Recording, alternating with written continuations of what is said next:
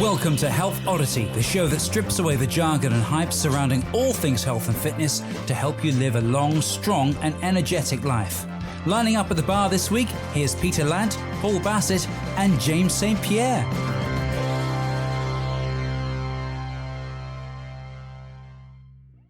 Hello and welcome to the Health Oddity podcast, episode number 134, I do believe, I think. There's only two of us today, no guest, no special guest, unfortunately. Special. And it's just me and Mr. Paul Bassett, because James is snowboarding again, and he's all over Facebook shoving that in everyone's face. Anyway, Paul, how are you doing? I'm okay. I mean, it's you got the visions of actors before they go on theatre, and they're in their kind of their own space, psyching themselves up, and they've all got their own different ways of doing things. It's very much the before we press record and after we press record. Yeah. There's a mindset shift, isn't there? We're on stage now, aren't we, Peter? Yeah, absolutely. Before we were basically just moaning, and so it's been one of those days. Put it that way. You mean I've been moaning? No. I mean, it's usually my job to moan, and I think. Well, we don't get a chance usually, so I thought I'd have a go. I know exactly. It's got some open ground, really. Yeah. What is good though? So, I'll say we'll get straight into it. We came onto this not really with any plan, and then we just had a quick chat before we started recording, and it was like, well, what's been going on, with us and our guys in their training, so. I mean, do you want to start, Paul, or do you want me to start? It's up to you. Oh, I can start.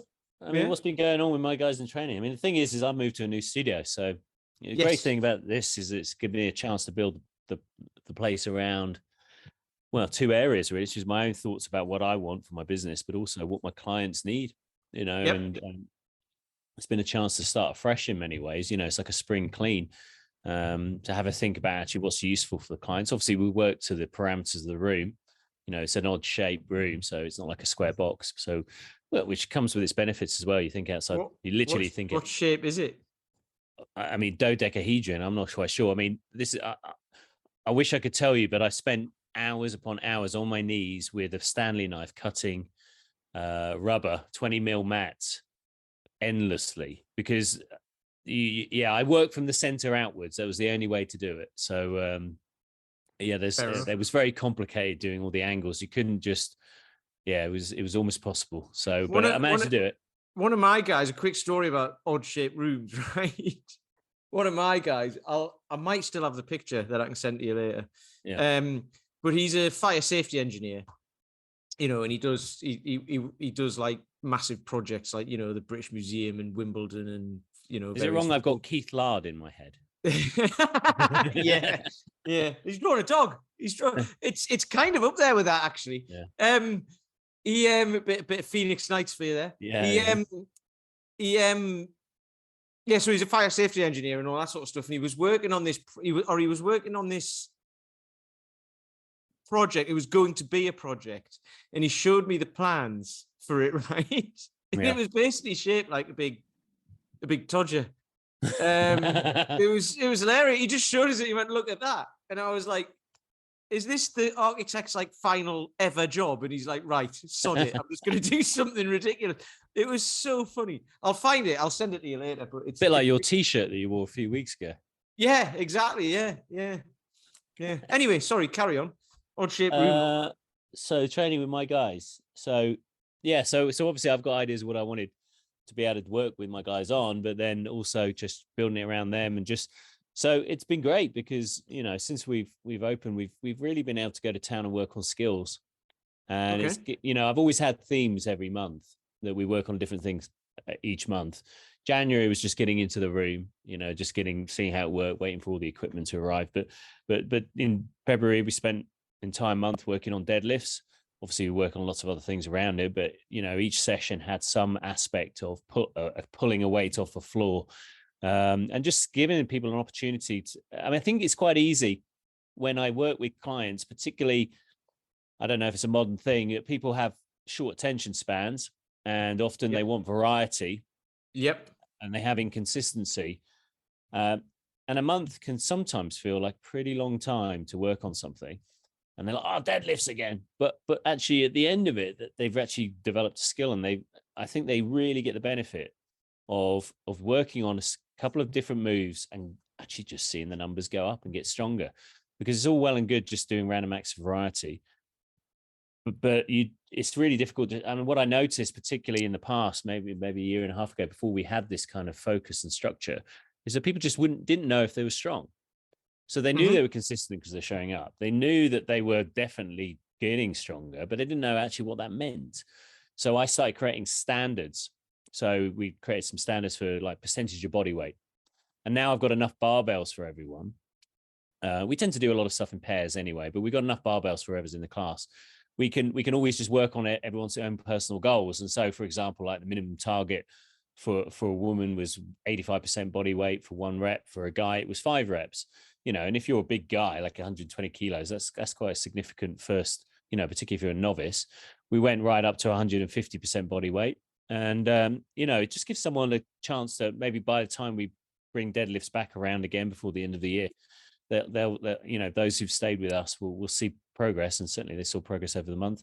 We're now doing pull-ups, which I've never been able to do as a standard, which is really difficult. I can do pull-ups, but I've never been able to do them in the class context because we just didn't have enough equipment to allow us to play. Things about pull-ups, they're either body weight or not. You can pull-ups either not do them. Pull-ups are really hard. Yeah. Unless you can do it without loads of equipment, but it's just harder. It's like I know what you mean. I mean, most people are not strong enough anyway, let alone if you're on the heavier side. So I've created different standards within the pull-up. So it allows us to work on pulls. So we've got a lat pull down. We can do rows with variety of machines. I've got like a sled that people can pull with a rope. We've got hangs. You've got so many different standards. There's always a different way of having success. And so it's been good in that sense. It gives us a lot of structure. And I like working to structure. I like giving myself limitations. God knows I've got enough myself. But but if I give myself a limitation to work within, it allows me to structure a class and have a theme and work on a quality, really. Yeah. It's funny, like you're saying, like, just working on something for a month and people get a bit bored with it. A month's not that long as well. When you're working on like strength work, you're looking at years. Well, I'm doing and I know snatch. most people won't look at it like that, and it's kind of more recreational, and that's fair enough. But if you want to get truly, truly, truly proficient at something and strong at it and all of that, you've got to do a lot of it over a number of years. Yeah. Because I do jerk and snatch on Monday, jerk and snatch on Wednesday, jerk and snatch on Friday. Sometimes I'll do press ups afterwards, jump squats, and a bit of cardio, and that's about my variety, really. Well, yeah, I've been doing pull ups, pistols, and what are called presses for 2 years. Almost sounds like too much variety for you. Yeah. Three days a week for 2 years, and like. Well, you're all right at those things, aren't you now? And I've got way better at them. Yeah, it's funny that, isn't it? But and everything else gets easier when you get good at a couple of things, don't you? Well, that's the thing. I started when I hurt my ribs a couple of months ago. I couldn't do a press because I couldn't rest my arm on my rib. I could do about 3 pull-ups before it hurt. So I just got into doing a few pull-ups. I couldn't do any presses. What else am I doing? Pistols. I could do pistols about a week after my body would allow me, but I had to drop the weight right down. And then I started doing assisted one-legged push-ups because I could do them. I could do a horizontal. Which one's that one? A horizontal push. Yeah, but not. Press I up couldn't. And stuff. Yeah, and I could do a vertical push. I just couldn't rest my arm on my rib cage. So I started doing those. Though, did you? No, I started doing those one-legged push-ups with like 2 fingers out to the side to support me, and they were relatively easy, and I hadn't done it for ages. But the whole body strength was there, Yeah. So yeah, everything is just way easier just from getting stronger at those few things. So there's like pistols as a full body movement when you're only using one leg. Pistol squat, pull up is a full body movement as well.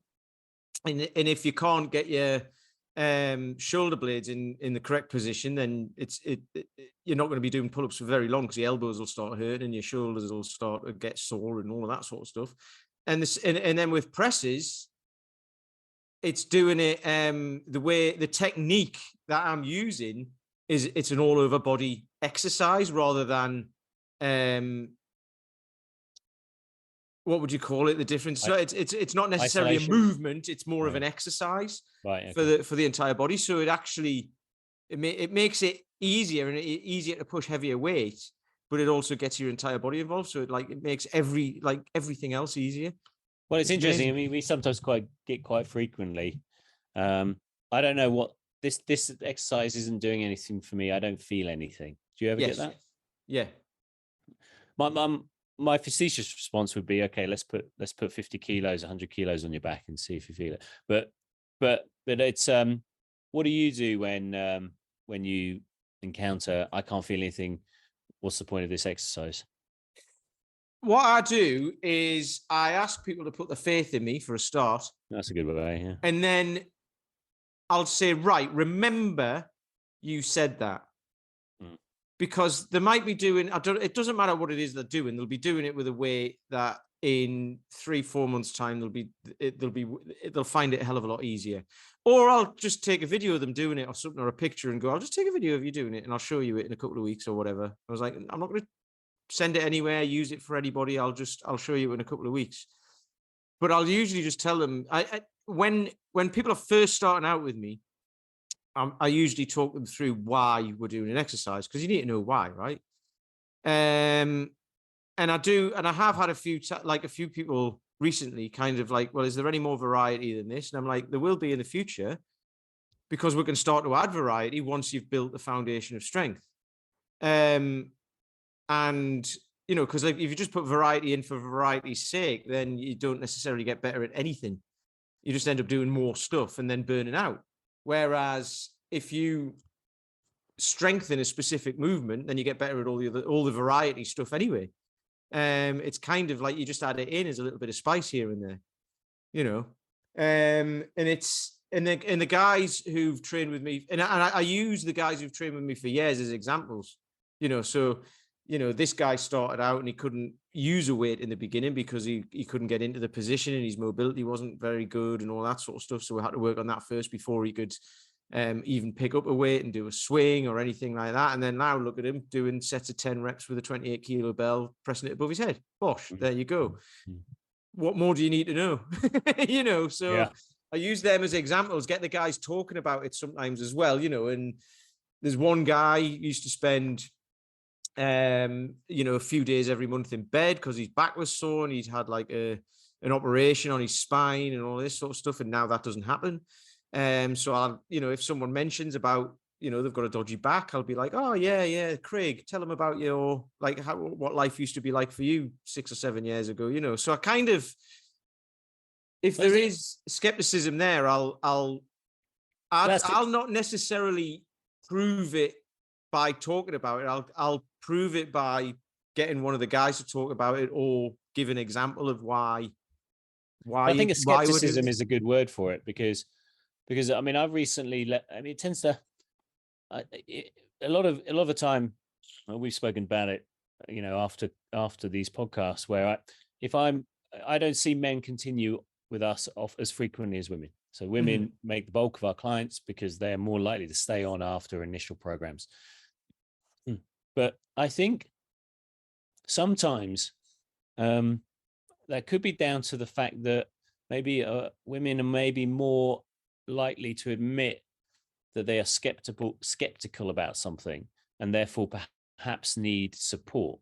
Because what I was talking about this with my wife, and I was saying, why am I struggling to get guys to continue? And she could say it could just be a trust issue, So I use the example of like, okay, I'll talk to someone and I say, right, I'm going to click my fingers, you're going to lose 50 kilos in weight.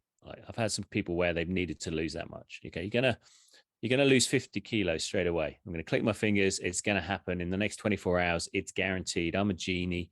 It's going to happen. But here's the thing. You're going to pay me 1,500 quid. Okay. Most people take it. They would take it. Yeah. They would. I mean, why would you not? Okay. So I'm going to get to a great body shape. I'm going to be the weight I want to be. And it's going to happen. Right. Okay, great. So, but it's going to cost me 1,500 quid. I'll find it. I'll find the money. Right. Yeah. I'll find the money. So then you say, right, you sit down with someone, you say, okay, it's going to be 6 months. We're going to get you down 50 kilos. It's going to be 300 quid a month, whatever you're charging, 400 quid, 500 quid, whatever the trainer charges. You're going to be paying this each month, and you're going to lose 50 kilos, but you've got to do this, you've got to do this, and you've got to attend this many times. And it's going to happen because I know it happens. I've seen, trajectories that are very similar to yours. But obviously there's a chance of failure, and there's going to be good reasons why people succeed and why they fail on their journey. So then the question that becomes one of trust, doesn't it? And one of skepticism. Are you skeptical in me as a trainer? Do you think I can get you there? Maybe you don't trust my system, or you don't trust yourself. Now, I have great belief that I can get the result. So then the question comes, do you truly believe that you will? And maybe that's why people aren't willing to do it. It's because they don't actually believe deep down that they will focus for the amount of time it takes, and they are not willing to be uncomfortable for that 6 months in which that change would happen. Because when I've worked with people I've got a couple of ladies who they just signed up to a 6-month program, paid in full, bang. They're making loads and loads of changes, and they're seeing steady changes in the direction they want to go. So they're just showing up each week and each day, booking calls, training, doing the nutrition plan. I think they had no doubt that they were going to follow a program. They enjoyed the classes and they thought, well, I'm willing to do this. And I think often it's just there's some skepticism there that this is going to happen. I don't know if that's what you experience. Yeah, I would say so, because it's interesting that, because I think it's people not necessarily trusting themselves. And also, if they've tried everything, they're like, why would you be any different? Which is fair enough. It's fair enough to think that, right? Mm-hmm. But I've just written down here, if someone said it's going to cost you 1,500 quid and you can take this pill and you'll lose 50 kilos. You'll wake up tomorrow morning and you're 50 kilos lighter. People are going to be all over that because it's paying the money for the result and it'll happen. And you don't need you'd to be charging 3 times the amount for that. Yeah, but you don't need to do anything. You don't need to do anything. But you could charge 1,500 quid over, I don't know, 6 months. I mean, you're not going to lose 50 kilos, are you? But, yeah, I mean, just using an example. But say you charge 300 quid a month, that's 5 months for the same amount. Yeah. That's right, isn't it? Yeah, 1,500 quid. So 5 months. So you're going to get a decent result in 5 months. Well, you could lose 30 kilos. You're going to have to turn up 3 times a week. You're going to have to eat well. You're going to have to track your calories, eat more protein, blah, blah, blah, blah, blah. All of a sudden, for that money, that sounds like a hell of a lot of work. Even though you're paying for someone's expertise and for someone to make sure you come along and you get the result. It's the if I pay that, am I gonna be the person who will turn up and do it? Am I going to be that person? Yeah. Or do I just want to stay where I am? Because one's just a transaction, isn't it? Yeah. One's just a transaction and an outcome. Mm-hmm. The other one is a transaction with an active participation. I mean, we see it, right? I've been looking at that this week. We weren't going to talk about this because I didn't even mention it before we started recording, but it's easier to not do something than to do it, right? It's just easier to say, right, I want to lose 50 kilos. But when you see what's involved, which is what puts people off, and then they go and then you're like, oh, do you know what? Actually, it's not as bad as I thought. I'll just stay where I'm at. And I've seen this a lot in the past, and I don't do it anymore, but I've been taken down the route of, promise someone like a quick result because that's what everyone wants. And if you don't promise do you sell the dream, Yeah, people see that there's work involved and then they won't buy off you. And I'm like, I don't want someone to come to me who thinks they're going to get that fast result, because then when they don't get it, they lose confidence in me because they don't get it as fast as they want it. And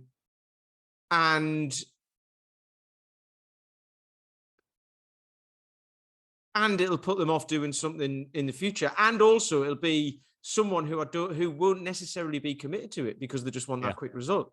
If I've got someone and I've made it known to them, like, look, it's going to be some effort.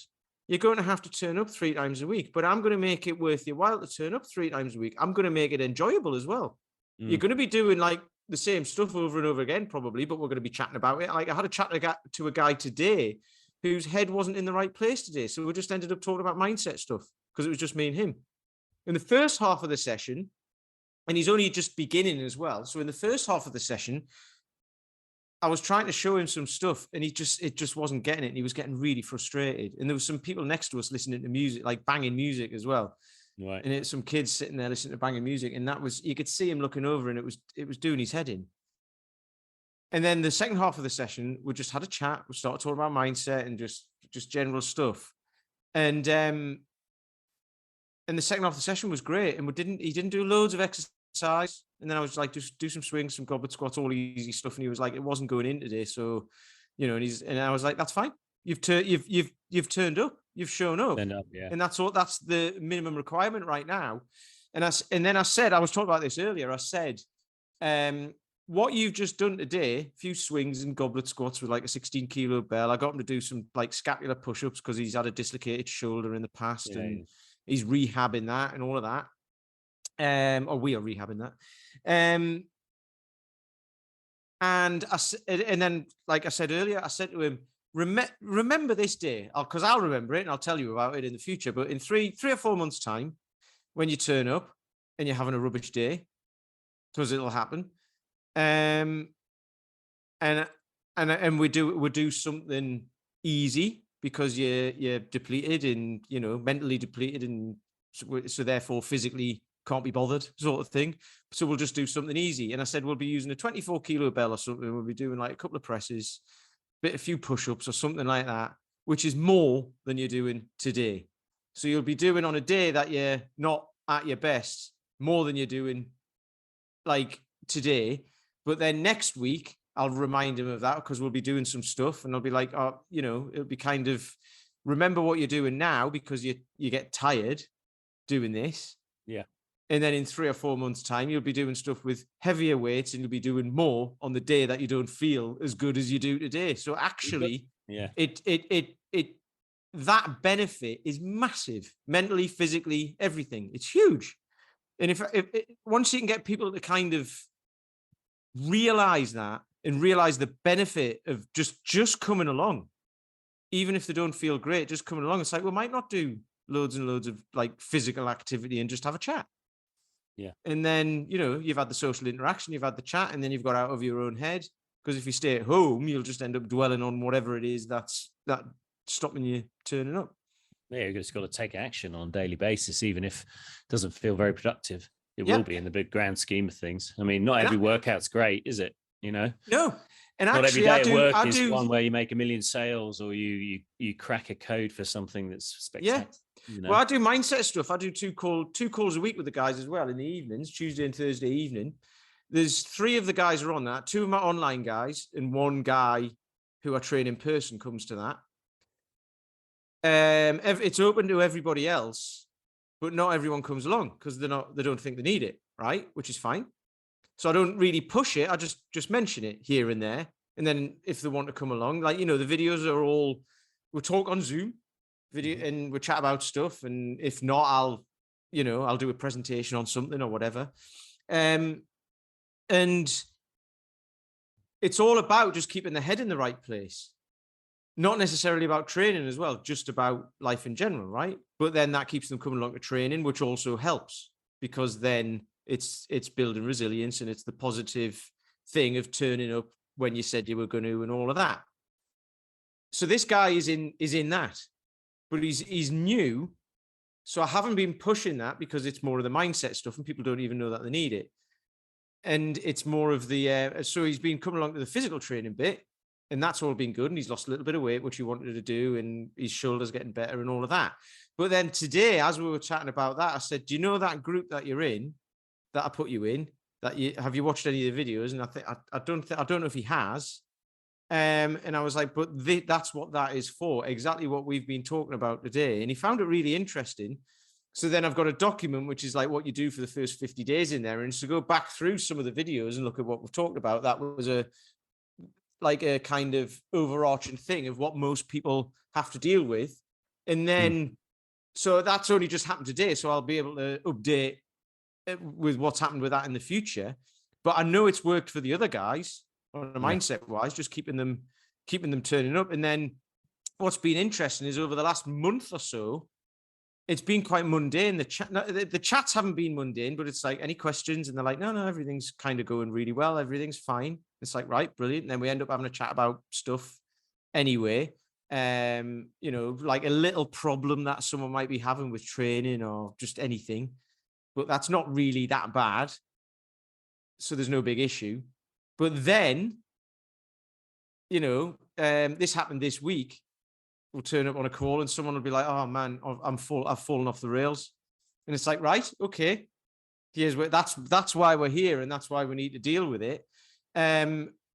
Because when it's all going well, that's great, but you still turn up with the chats because it keeps you going and keeps that resilience. And then if you do fall off the rails, you get straight back on again.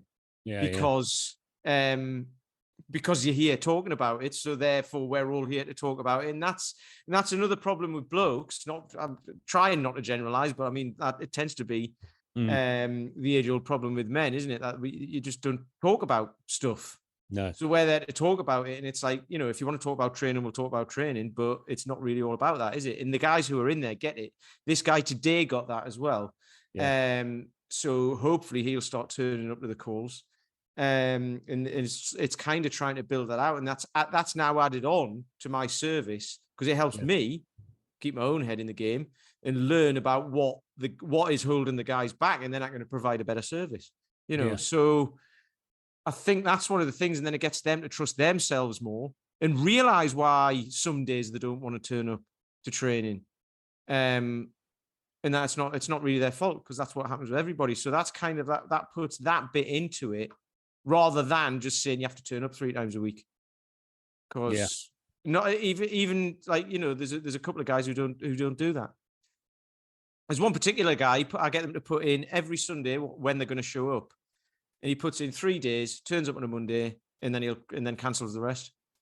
Like as on the day. Yeah, I have some chronic cancelers. Yeah. So I'm going to chat to him about it, but there's something going on there, so. Yeah, it's difficult to know. I have clients, I have some that have been with me a while and they just can never seem to get them consistent. They seem to get value because they wouldn't be, they wouldn't still be there. But it's difficult to know what's going to take them from someone who has the intention to be active. Like I say, I think it's important to almost try and talk people out of doing it. And so they actually, it's like I had a lady today who was just inquiring and I was like, it sounds like you could do this yourself, really, isn't it? Why not just do it yourself? And she's, and it turned out she just, the only reason she would go with us is just to speed things up because she could probably do it herself. And I said, well, then have a think. It's going to cost you this much. I can get this done in this time frame, roughly. I think, I believe so. If you're the kind of willing person, I said, well, you need to think about it before you make a decision, because it's going to be a matter of speed. It's not a question of whether or not it can't be done. I mean, it sounds like you could probably do it yourself. But then it's just going into it. If they know, I think that's what I want to fill my gym up with is people who actually, it's not that I don't feel, I feel that I have to persuade, I'm not persuade people to work with us. I'll prove that they should work with us by virtue of doing our program. And each time they show up, hopefully getting some value out of it. But they've got to prove it to themselves, really. And I think you probably want to work with people who actually want to be there, So this is interesting. I had a conversation in a mastermind group that I'm in the other day. And one of the guys in there was saying, basically, he says to people when they start working with him, he's like, you don't need me because you can do it yourself. Because everyone can do it themselves because they can. It's like, you don't need me, but Well, why pay me more money when you can pay Pure Gym 25 quid? No, exactly. But so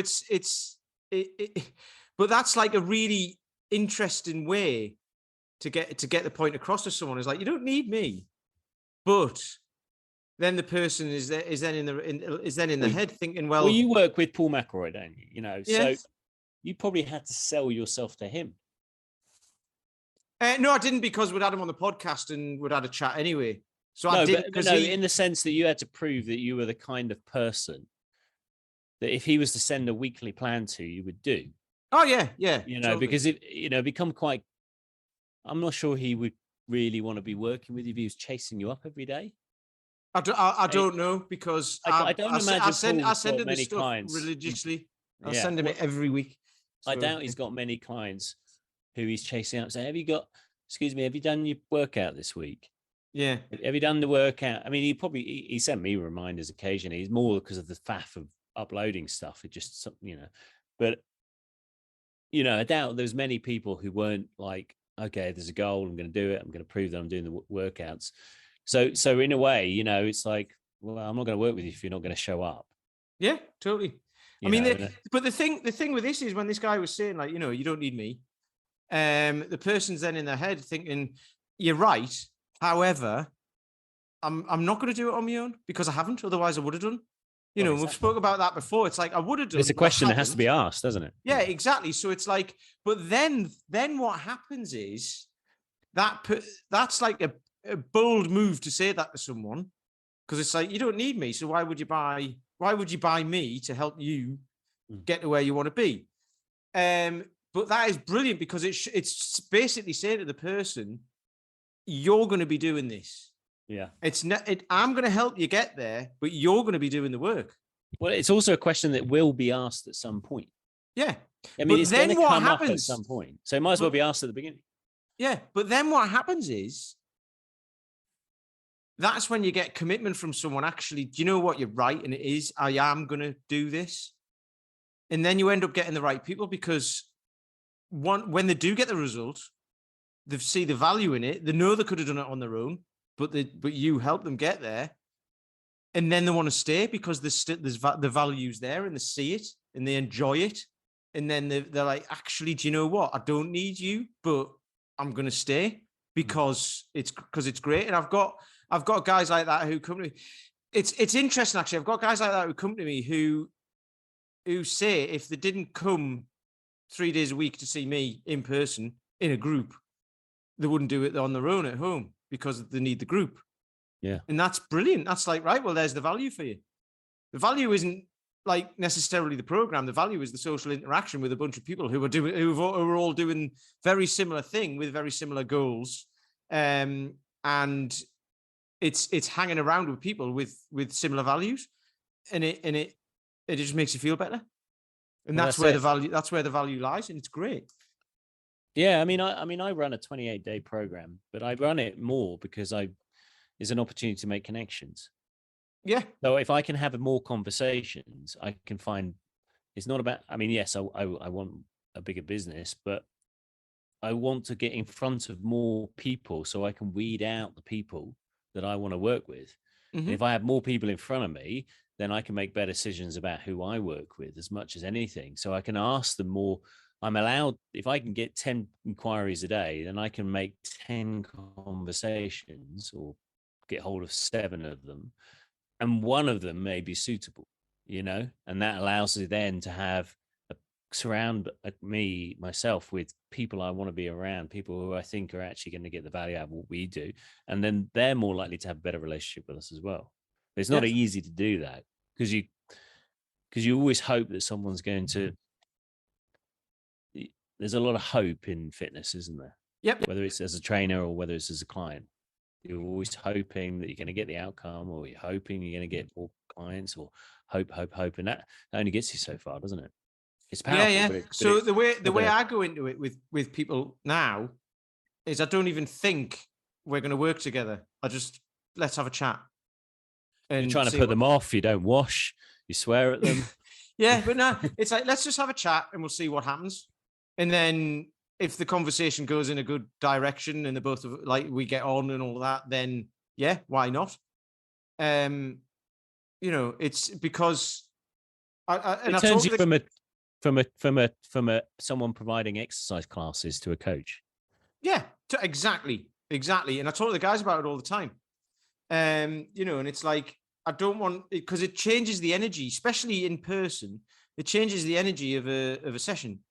If there's someone there who doesn't quite fit, or is, you know, a bit more like, I mean, it's hard work, you know, helping someone get to where they want to be. But if someone's just like, just not committed to it, doesn't want to be there, or like say they don't want to be there, but like, oh, you'll give them an exercise. It's like, I don't want to do that. I want to do this instead. And I had someone like I've that had recently. that, yeah. I had someone like that recently, and I was getting to go to the sessions, and I was just like, I don't want to go today. I don't want to go today. And it's fortunately that person left, and that's why, you know, and I tell that, and like people when they turn up, the new guy who I was talking about today was asking about that, and he said, "Do you get a lot of people who come along and then drop off like very quickly?"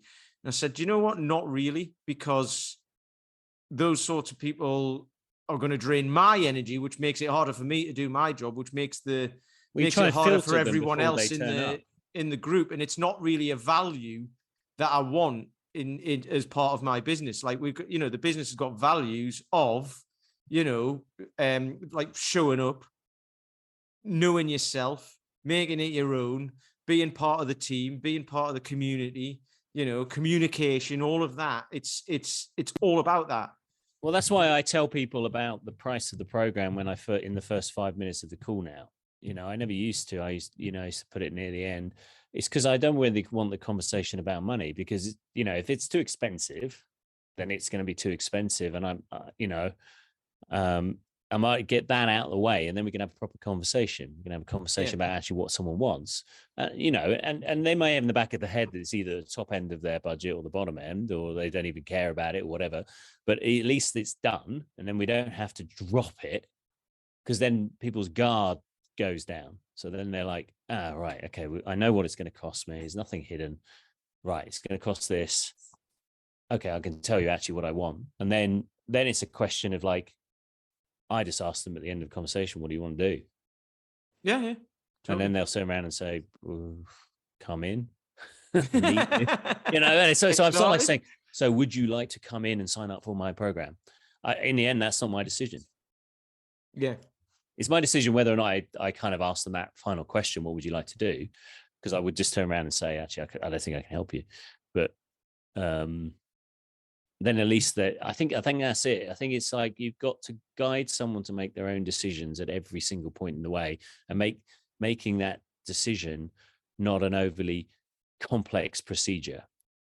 So if there's a series of I think what I realized as a coach, you're making a kind of a ladder or a staircase of small decisions that lead them to their goal, so that they, at every point, they are making the empowered position themselves. You're not telling them what to do. You're telling them the options that they might have, and then they can decide within that framework what's best for them, whether it's a yes, no, or left, right, whatever, heavier, lighter, step back on the nutrition, lean into it, whatever it is, show up when they're tired, take a day off. You know, all those things are going to be their decisions.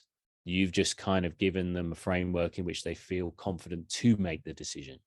And I do the same when I first speak to, I'm hoping, when they first speak to them.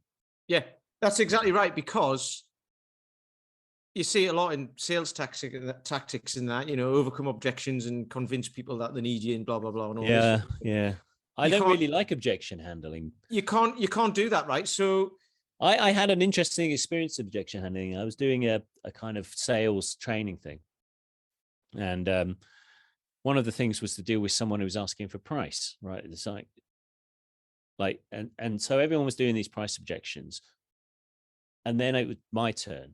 And then, you know, and they said, well, what level of kind of difficulty do you want? And I said, just give me an 8 out of 10, you know. And so immediately they say, how much is it? How much is it? How much does the program cost? How much does the program cost? And so what I tried to do was try and ask a question. But then the sales trainer came in and said, just answer the question. How much is it? And I just suddenly thought, in the middle of this call, I thought, like, how the hell have I got myself in a situation? So as someone's barking, how much is it at me? What have I done? Like, I know that they just came in on that, but why am I trying to maneuver myself out of a situation like that? Because I've got myself into it. So the question then becomes like, how do I even avoid being into that? I don't even want to have a conversation about how much is it, justifying the cost per class, blah, blah, blah. I'm not interested in that, because then I'm not talking about solving the problem. I'm just talking about, I'm bartering between how much something costs and how much it doesn't. So it's either going to cost you something or it's not. And my price is not negotiable. And so it's just like, do you want to have a solution? If not, if not, then there's no conversation. If it is yes, then it's a question of working out if I like you and you like me, and if you feel I can support you. And then that's what the conversation is about. It's not about like barking price objections and then playing like some kind of weird fencing game where it's like, I've outwitted you. And I have done that in the past as I'm learning, because as much as I wanted to be a trainer, you end up trying to sell programs, but then you create the relationship wrong. And I've made mistakes like that in the past. And I just thought, well, why? I don't even want to be in a situation where that is even conversation anymore. But that's where it comes in. I mean, the neurology of all of this comes into this, because like I was going to say about the objection handling thing and everything, you can't convince someone to do your program. It doesn't fight. It doesn't work. So, because if you look at it from a neurological standpoint, your brain listens to you and only you, right? Someone else can be telling you what's good for you, what's not good for you, what you should do and what not to do. And that's just words going into your ears. You see the person saying it, they're saying it, you hear those words go in, but words are just noise, right? So those words are just noise, because your internal monologue, no matter what someone's telling you, your internal monologue is telling you what you want it to tell you. I think it's very rare that I've ever told someone a solution to something that they've done. Yeah, but just let us finish my thought here, will you? I tried to start this about 5 minutes ago, and you keep putting me off track. So your brain only listens to you, right? So someone else is like telling you something, and that's words. If your brain is telling you the same thing, you'll agree, and that's fine. And then you'll crack on, and everything's fine. But if someone's telling you, you need to count calories and eat more protein and do some weights and all that sort of stuff, and you're just like, no, I don't. I just need to go running more and burn more calories or something like that. You're just going to do that and go, do you know what? I don't want your program, because I don't want to have to lift weights and track my macros and all this sort of stuff. I'll just go running. And then they're just going to do that, right? And this is where being a coach comes in, obviously, because being a coach, you've got to then, like you just said, you've got to then just get people by asking people questions and draw it out of them, because the answer is always within the person of what do you want? What have you tried to get there? I'm just going to go running or whatever. And it's like, but have you tried that before? Yes, I have. What happened? And then they end up, because then if you can kind of like almost agree with the objection, someone's like, I can't do that because, and you're like, no, I totally agree, because if you could do it, you'd have already done it, wouldn't you? And then you're agreeing with them, and then you become they're in their mind, you're now saying what they're saying. Do you know what I mean? So then it's more likely to gel with them. And then, this will happen over like the relationship of the coaching, relationship. But the more questions you ask, and the more you get them to draw it out of themselves, that's when a belief will change, and then like internally, might start talking to themselves differently and telling themselves different things because they've heard you say it over and over again, and then it's actually been heard. So then it goes in, which is why, like, you can tell someone something, and then they go and do the opposite, and then you can tell them again, and they go and do the opposite, and it might take a year for them to finally go, do you know what? You were bloody right about that. But that's because they've told themselves that is the way to do it, because your brain will only listen to what you tell it, and it'll believe it to be absolutely true, the absolute truth, until you tell it something different. And then it'll believe that to be the absolute truth. So that's where that battle can happen. And then, you know, even if you, even like, not you, but even if, you know, a great salesman then ends up saying to someone, I got a yes out of them and they've bought it, you get, you know, you'll get buyer's guilt. Is it buyer's guilt? Not guilt, buyer's remorse. Buyer's remorse, sorry. And then they're like, well, I've bought this thing, but I don't bloody want it now. And that's going to be a nightmare if you're going to work with someone for 6 months, isn't it? So that's the way I come at it now. And I just basically leave it with people. So like I say, that's one of the values of my business, basically, of all the coaching that I do, is know yourself and make it your own. Because unless you've got those two things, you're going to be fighting a cognitive battle. It'll be cognitive dissonance. You'll be telling yourself one thing while you're trying to do something else. Whereas the guys now, they pretty much turn up on autopilot, especially the guys who come at 7 a.m. on a Monday, Tuesday, and Friday. They basically get out of bed, you know, when you drive to work, they're like that. They like turn up and they're like, oh, morning. They don't even remember getting out of bed and doing it. They just do it automatically. That's the scariest thing when you're on the motorway and you don't realize you've gone about 2 junctions. You have no memory of doing it. Yeah, exactly. But yeah, I've been looking into this, and this has made every conversation I have with people much easier. Because I'm not trying to, because I have in the past, you know, it's like, oh, just, you know, keep them talking, keep convincing, blah, blah, blah, all this. And it's like, no, if they want it, they want it. And if they don't, they don't. There's not really that much more you can do about it, unless you can demonstrate to them that they are capable, and they can tell themselves that.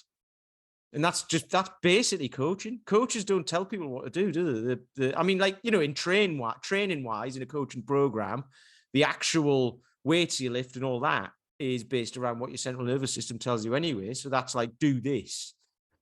And that's fine. But getting the person to turn up to do it, getting them to eat well, all of that sort of stuff, that is down to the actual person. So coaching is just it's stimulus and feedback, isn't it? Yeah, it's letting the person realize that they can do it for themselves, which comes back to that whole point of the guy who I was talking about, and kind of the way I'm going down now as well, is saying to people, you don't really need me because you can do it yourself. Well, I think in a way, an interesting way of looking at it is what kind of conversation are we having? But I think coaching is essentially a conversation, isn't it? Because whether it's coming up with programming numbers for workout, that's a conversation. That's a conversation between the reality of what you've done and lifted and how your technique is held up versus the inputs that you give it. So as you're coaching, you have an idea of where you want to take someone, but then based on that conversation of that individual's ability to express your programming, you have to make adjustments based on that. And that's coaching, isn't it? It's coaching is like, I've seen their last video in the set of 10 presses, and I can see the form breakdown. So I'm not going to progress them at this point. I'm going to hold them on the same weight, or I'm going to push them further because that looked easy. So it is a kind of it's always a kind of a numerical representation of the feedback from the body. And it's the same when it comes to food or attendance and business coaching, things like that. It is that conversation that they have, and just kind of giving the right amount of information. It sounds like it's reactive, but it's not really reactive. It's because there is the stimulus. So you've got to put the stimulus in. Mm-hmm. You've got to listen to the reaction, make a judgment on what the next stimulus is going to be. So you're always kind of creating a stimulus based on the reaction. It's kind of a kind of interesting loop, isn't it? Well, that's what I think. Totally. Do you know what? I reckon that's a good place to finish. It is. And we didn't even get anything controversial in. There was no expletives. Not that I know of. No. Do we want to insult someone in the last minute? Yeah, we're going to insult James, can't we? Yeah, exactly. He's got away. He's got free this time. Well, no, there was a little dig at the beginning. A little dig because he's gone snowboarding again, yeah. Yeah. Bloody outrageous, isn't it? It's all his posts. There's either skiing, cinema, a new piece of equipment he's got, his meals. Look at my meal. Look at my meal. Look at my meat. Lovely steak on it and some cheese and sausages. Speaking of which, I'm going to go and eat now because I'm hungry. Yeah. I might just do the antithesis of him. Just me sitting in my studio, not on holiday. Not having some meal that looks amazing. Just something slapped on a plate. Yeah. Not being at the cinema. Every time he does it, I'm just, where is Paul? Not at the cinema. Not at the cinema, watching telly.